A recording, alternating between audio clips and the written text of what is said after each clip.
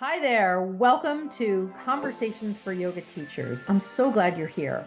I'm your host, Karen Fabian, the founder of Bare Bones Yoga.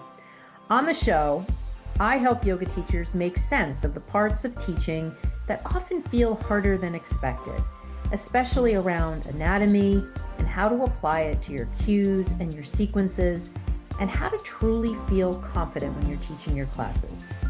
Here, you'll learn easy, practical ways to understand anatomy using my step-by-step blueprint and how to apply it directly to your cues and sequences so teaching feels clearer and more grounded so you feel present and more confident.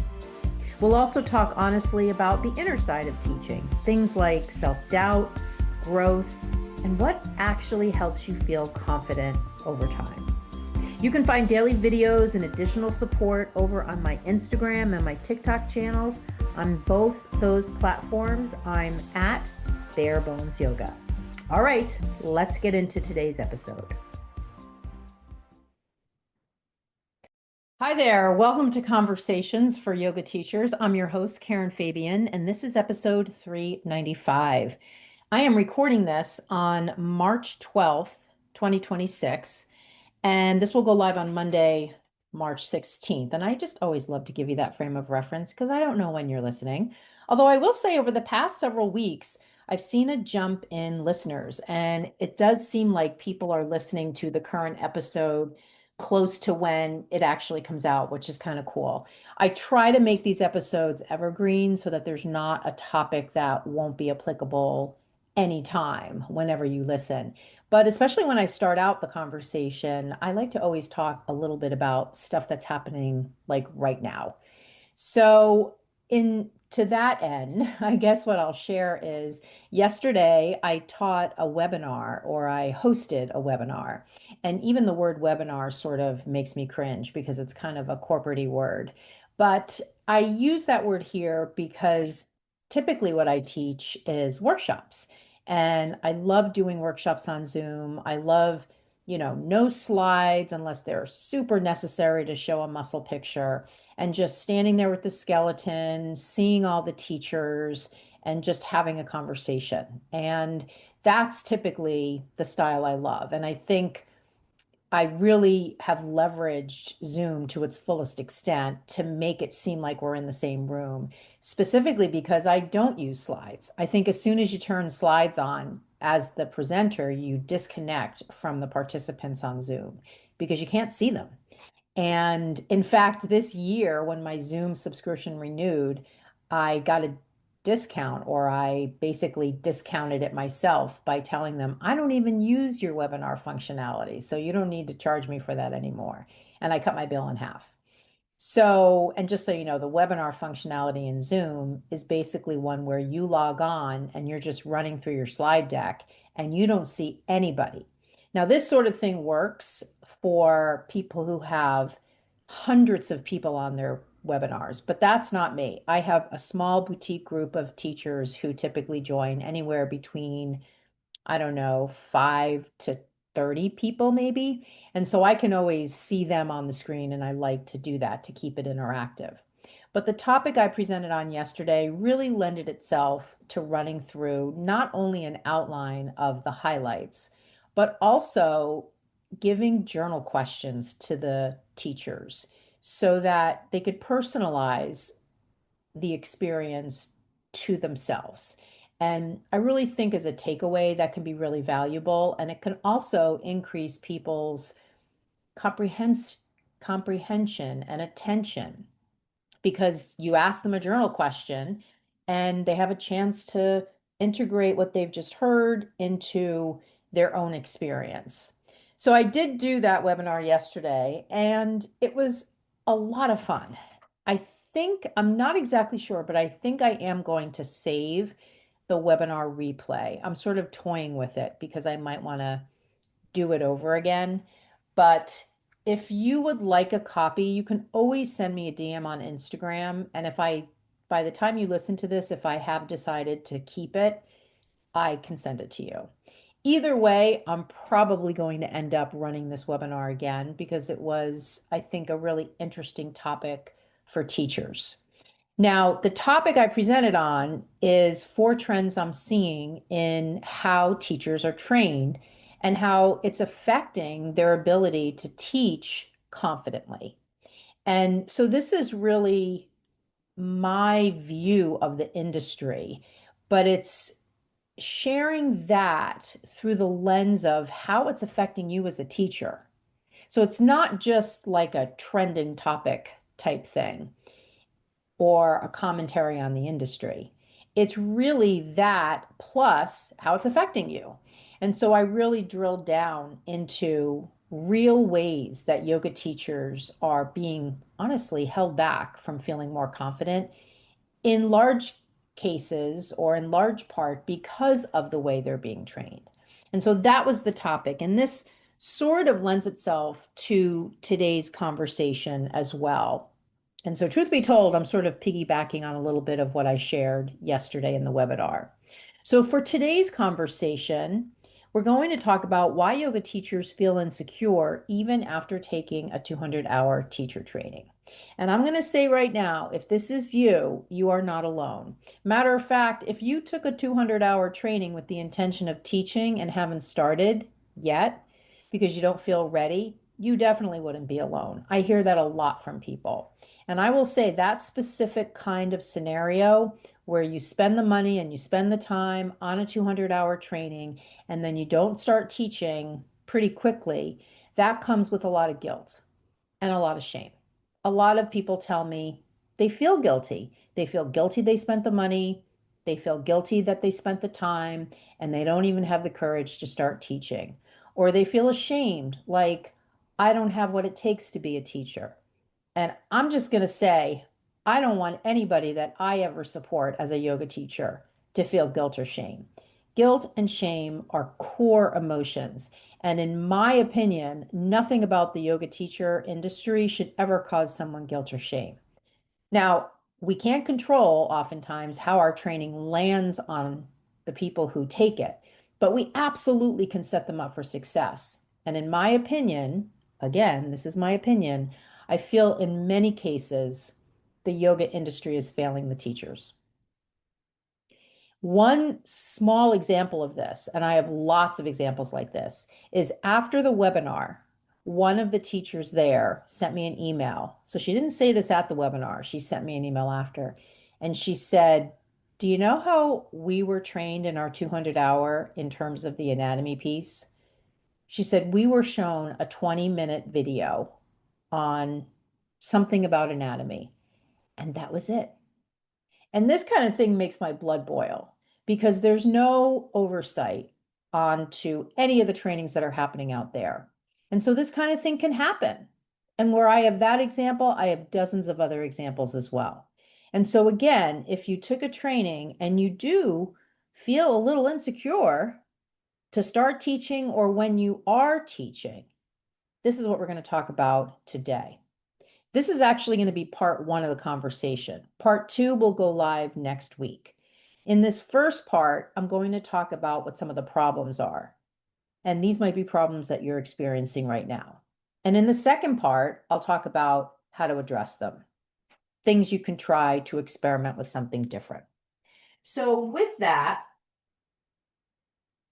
let me just sort of set the stage here. I apologize if you hear a creaking. I could tell Coco was outside the door, and so I wanted to open the door to let him hop in. He loves to lay on the bed and listen to the podcast when I'm recording it. So here we're talking about why yoga teachers still feel insecure after they take their training. And again, just to sort of frame it for you, I'm talking about your original 200-hour teacher training. That's the training I'm talking about. And that might be something that you took a month ago, 6 months ago, a year ago, 5 years ago, or longer, right? It doesn't mean this is just for new yoga teachers. I talked to a lot of teachers who took their 200-hour 3 or 4 years ago, and they are still feeling insecure when they teach their classes. So the idea here is you finish your training, you know the poses. And a lot of times teachers will say to me, I'm baffled as to why why this is so difficult for me to teach. I've been practicing yoga for 10 years. And I always find that so interesting because people don't realize that your skills as a practitioner are really not what you're leveraging as a teacher. You can practice all your life, but that doesn't teach you how to share cues, how to apply anatomy to real life situations happening in your classes, and how to build a sequence. It gives you familiarity. And so, in regards to knowing the poses, you have a good familiarity with the poses from your practice. But the ability to cue to those poses in a way that's easy for you to share, in a way where you understand the reason for the cue, and in a way that's easy for people to understand, that's a different skill. The other thing that after you take your 200-hour training, you may know anatomy terms. You may have heard of anatomical position and flexion and extension. You may have seen slides of the muscles and may have a general idea of like, where is the biceps and where is the rectus abdominis and what do the quadriceps do and what do the hamstrings do? But teaching still feels hard. And so the thing that breaks my heart about this whole situation is that when teaching still feels hard, despite this information being presented in the training, many teachers quietly think that something is wrong with them. And the interesting thing about a teacher thinking something's wrong with them is that feeling bleeds out into lots of different areas. So a lot of the teachers that I talk to, and especially a lot of the teachers that I support in my program are, I would say there's some teachers under the age of 40, but a lot of teachers over the age of 40. And for those teachers, when they experience this feeling like something's wrong with them, they often tie it to their age. Oh, maybe I'm just too old, or maybe the time has passed for me to actually be able to be a good yoga teacher. And so that sort of thing really hits me in my heart because we need teachers of all ages to be teaching. We want people who walk into class to see somebody they can relate to. We want younger students to see, I mean, I'm 61. I want young women to see me in the class and think, wow, when I'm 61, I might be in pretty good physical shape and be able to do something like teach yoga. Because I know for me, when I was 25, I thought 61 was ancient. And now that I'm 61, I think, wow, God willing, I could live another 20 years. I mean, I look at Martha Stewart, she's 84. She's 23, 2 years older than me. I think, oh my God, how much more can I accomplish in 22 years? So many things. So again, it's all sort of relative.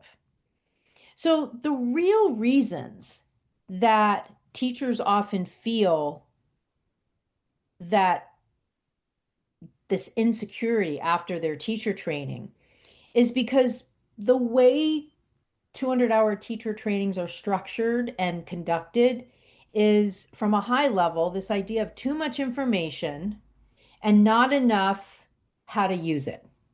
Too much information, not enough application. Too much information, not enough application.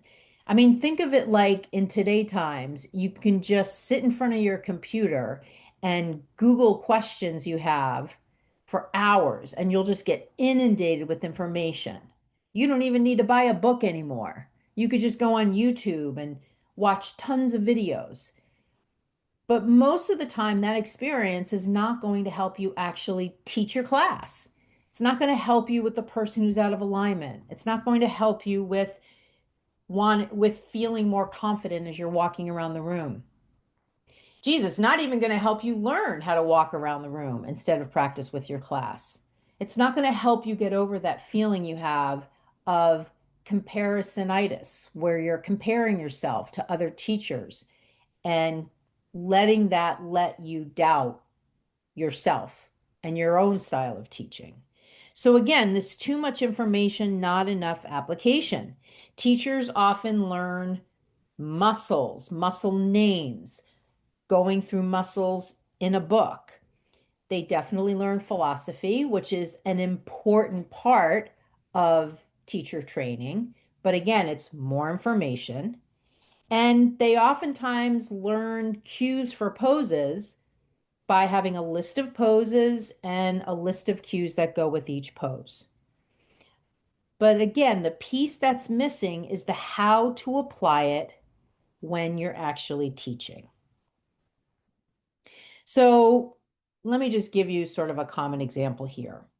Teachers might leave their teacher training knowing about, and we're kind of looking at the anatomy here, knowing about the quote, rotator cuff. So I shouldn't say quote because rotator cuff is a legit term. It is a collection of muscles in the shoulder. So you could leave your 200-hour training knowing about the presence of a group of muscles on the shoulder called the rotator cuff. You might even leave your training knowing the acronym for those muscles is SITS. You might even, and this is probably going further than most people, but you might even remember that SITS stands for supraspinatus, infraspinatus, teres minor, and subscapularis. But I would think for most teachers, that's probably where it stops. You're probably not able to describe the concentric action of those four muscles. And then further, when we look at application, it's probably challenging for you if someone were to come up to you before class and say, hey, I have a torn rotator cuff. What do you think I should avoid? Or, hey, I have a torn rotator cuff. My doctor says it's okay for me to practice. What do you think I should avoid? Or if you see somebody inside plank or chaturanga and you see the head of the humerus pushing into the rotator cuff, you might be unsure as to what are the possible implications of somebody being in chaturanga like that, being inside plank like that. Like what even is that where the head of the humerus pushes forward into the soft tissue of the rotator cuff? Or when you watch somebody in side angle lunge, taking a half bind and then going to a full bind, and then internally rotating that upper shoulder and wondering, how am I supposed to help this person? Because I know they're out of alignment. That upper shoulder is not supposed to be rolling inward, but it is. How am I supposed to help this person? What's not working here in their body? What's wrong with what I'm seeing? And I don't mean that in a negative way. I'm just looking at it through the lens of movement. So all of those examples I shared, those are the real life scenarios that are happening in studios all over the world every single day. And those scenarios require the teacher know how to apply anatomy to movement. Not that they stand there and say, well, I know about a rotator cuff muscle group. I know the acronym is SITS. I know the muscles are blah, blah, blah, blah, blah. That doesn't help you. It only gets you not even halfway, probably a quarter of the way. Another example might be teachers might be able to cue in downward facing dog to action, which is great. Press away from the mat, press your thigh bones back, spread your fingers wide, right? Those are all press your hips up and back. Those are all great action cues. That gets the job done. That checks the box. But what about when you go to take somebody's class and they say in downward facing dog, roll the inner eyes of the elbows forward? And you're there on your mat thinking, what the heck does that mean? Am I supposed to be saying that when I teach downward dog? So this is, again, this is the application. So another problem that teachers might experience is this sort of constant pressure to do things differently, or it's not even really differently, it's really new. This constant pressure to sort of keep up with trends or change what you're doing. You know, in the webinar, one of the teachers said, I feel like I change my sequence too much. And I know in my head it's because I feel like they need a new sequence every week. But it's kind of funny to me because I go to a studio that pretty much teaches a consistent sequence from class to class. I experienced that as a student. So this is oftentimes a common dilemma for a teacher. Their experience as a practitioner doesn't match what they're doing as a teacher. And not that it necessarily should, but it doesn't, in this case, it didn't really bother her as a student to get a similar sequence from class to class. But yet, when she steps in the room as a teacher, she's thinking, ooh, they're going to need something new when she didn't need something new. So this constantly creating new sequences, this pressure, this subtle pressure to always be changing up how you say what you say. I mean, it is a smart, intelligent teacher who creates a repertoire of cues that they know work. Why would you stop saying cues that you know work well because you've used them over and over again and they get good results? Those are the cues you want to continue to say rather than going in there with this constant novelty pressure mindset that you need to be saying something different all the time. And then this other idea of I need to keep my classes exciting.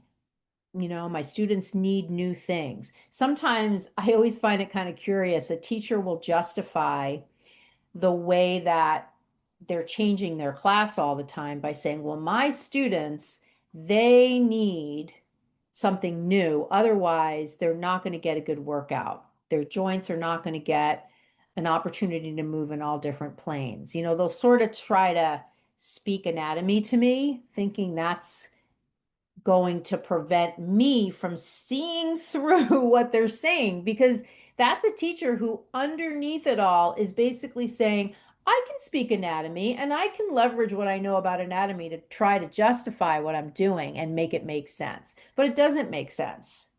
I mean, again, you can do whatever you want, but know that when you say to me, I need to change my sequence all the time because my students need the variety in joint motions in order to quote unquote get a good workout or build functional strength or whatever it is. That flies in the face of what yoga is anyway. Any standard yoga practice, any repeatable yoga practice is going to take people through all the planes of motion. Unless you have people come in and just lay in Shavasana, even just gentle yoga is taking for 60 minutes. It's taking people through all the planes of movement. I mean, granted, we do a lot of stuff in the sagittal plane, but I'm sure you're doing warrior two, triangle, twist, triangle pose, side plank. Those are in the frontal plane. And you're doing rotational movements when you open the hip, right? Open the shoulder. So there's your transverse plane. So it does not fly in the face of just anatomy logic. The problem is teachers oftentimes never learn a repeatable structure for the two main things that they need to do: create a sequence and share cues. So it's always back to the drawing board. I will never forget when I had a call on Zoom so I could see her with a teacher who was interested in working with me. And she was describing how one of her biggest problems was she was changing her sequence all the time. But she wasn't really describing it as a problem. She was just describing her day-to-day experience as a teacher. And when it got to the part on sequencing, she very proudly showed me this pile of composition books. The old-fashioned composition books with the black and white spotted cover. And she had a pile. It must have been 10 books deep of all the sequences she wrote out. And she was proud. She was proud she had done all this work. She was happy she had spent all these hours. And in the next breath, she was telling me how every time she goes into class, she can't remember the sequence. She didn't see the connection between the literal pile of books she was holding and her problems in the day-to-day in the studio. And this is because we can become just numb to what we're doing because so many people do it. So many people change your sequences all the time. So that's one of the problems. But this whole idea of not having a repeatable structure for sequencing, and then additionally, not having a repeatable structure for cues.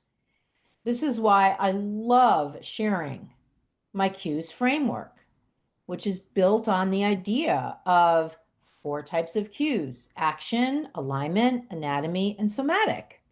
And having the teacher go in and mentally check in with themselves and say, you know what, here's how I'm going to approach this class. I'm going to speak to action. And now the cues are flowing according to a framework, not according to a script. And then this last piece of observing students. How am I actually going to observe students and have it be in a way that is easy for me to do and can actually help me make a bigger impact? I can remember I took a yoga class last year and I was really tapped into what the teacher was doing. And what really amazed me about the teacher is that she walked around the room and it was almost like she was singing a song. Ba ba ba ba ba ba ba ba ba ba ba ba ba, right? Do this, do that, do. There was no connection to what we were doing. She had in her head what she was going to say. And it was like turning on a song and just letting the song go. We were just along for the ride. There was no stopping to ask a question or rephrase how you present the cue. There was no break in the words. There was no silence. There was no saying a cue and then changing it based upon what the teacher was saying. It was just ba ba ba ba ba ba ba ba ba ba ba ba ba. Now again, that's just my opinion. That was just my experience. It was a really nice class and it was a really nice voice and she had great vocal tone. It wasn't like it was annoying, but I was just in my observation mode and really struck by how she was just on, I don't want to say autopilot, but this was what she thought teaching was. I'm just going to go in there and I'm just going to say the thing, say the thing, say the thing, say the thing. And to me, that's not really teaching. I mean, I could watch a video and not even have the living, breathing human teacher in the room and pretty much get the same amount of value from that. So observing students to me is say the cue, see what they do. Say the cue, see what they do. Say the cue, see what they do. Say it again differently based on what you saw. Walk around the room, right? So I'm getting into a little bit of solutions, which is going to come in part two. But I wanted to give you that example so that you could get an idea of this whole idea, get an idea of this part of the conversation about observing students. So let's just, before we go to part two, which will come out next week, let's just kind of recap where we're at. We started this conversation with sort of this general topic of why yoga teachers sometimes feel insecure even after teacher training. I started out by sharing with you the structure, sharing with you the pattern that I'm sort of seeing out there. Teachers finishing training, they know the poses, they know some anatomy terms, but teaching still feels hard. I then talked about the whole process in teacher training of too much information and not enough application. I then went into talking about an emphasis on knowledge versus teaching skills. That's when I talked about the rotator cuff example and the downward dog example. I then talked about the problem that a lot of teachers experience around the constant pressure they feel to always be changing things, always have things be new and quote unquote fresh. And then the last problem of not having good repeatable frameworks for cueing and sequencing and how to observe students, how to do the walk and talk. So in the next episode, which will be episode 396, I'm going to talk about what actually builds confidence for yoga teachers. And it's probably not what you think. So set your calendar, set a reminder for that episode will go live on March 23rd, 2026. So for now, we're going to sign off on this one, and I'll chat with you on the next episode, which will be episode 396, which will go live on March 23rd. Thanks for listening. And one final thing I just want to add. This is something new I'm adding as just a little reminder. In my Instagram bio, I have a link to a sequence template that basically walks you through how to create a signature sequence. So if you'd like to get that training video, just go to my Instagram, the link in my bio, and you'll see the sequencing video is right there. You can grab it and take a look at that, and that will help you get started in building a signature sequence. Now, that partly gets into some of the solutions we'll talk about in the next episode, but I wanted to at least share that with you now so you get a head start. Okay, I'll chat with you on the next episode. Thank you so much for listening. Talk to you next time. Namaste. Thanks so much for listening to today's episode. If anything we talked about resonated with you, especially around anatomy, cueing, or feeling more confident when you teach, I want you to know that you are not alone. A lot of teachers tell me these are definitely challenges for them. As a thank you for being a podcast listener, I'm offering you $50 off my 4-week Yoga Anatomy Accelerator program. It's a short, focused program designed to help yoga teachers learn anatomy in an easy step-by-step way and how to apply it directly to their teaching. To get the podcast listener discount, you can head over to my Instagram and just send me a DM with the words podcast offer. Thank you so much for being here, and I'll see you in the next episode.